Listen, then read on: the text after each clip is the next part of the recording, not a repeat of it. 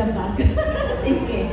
Okay, new birth in Christ. So, that is something rather, kung gusto kang kumuha, you may get one. And then please read, no? Ang sagid ang nakalagay sa bag number 1, new birth in Christ. Pakiread ko, Brother R.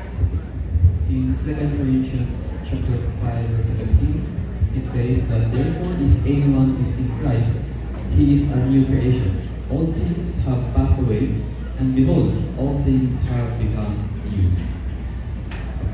Okay, thank you, Brother Arno. So let us remember the text, 2 Corinthians 5:17. New birth in Christ. For letter N. So we have another bag. Hindi ko alam kung saan na brand. With a bag. Okay.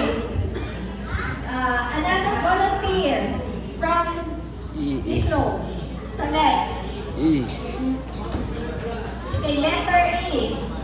Saan ang letter E dito? Kuya Manny, kay letter M Manny. It dyan. Si? Letter It dyan. Si Kim na lang, si Kim. Kim Yuan daw ni siya, so may letter E. Okay. Sige, Brother Kim. Okay, kay loyal people. Ato ang participant. Same naman, just pull the paper inside the bag. If you want to eat sunflower seed, you may get one. Okay, pakikuha ang sana nasa bag para makita sa ato ang congregation. Pakipull upward. Red, okay. So ang nakasulat is And readiness. end time readiness. Nindot man siya yung bag dun sa ba?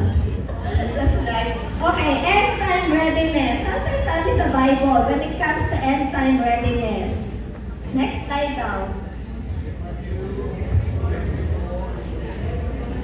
Matthew 24, verse 24. Therefore you also be ready, for the Son of Man is coming at an hour you do not expect. Okay, thank you, Brother Kim. Are you ready? Okay. Are we ready? No? Sabi, the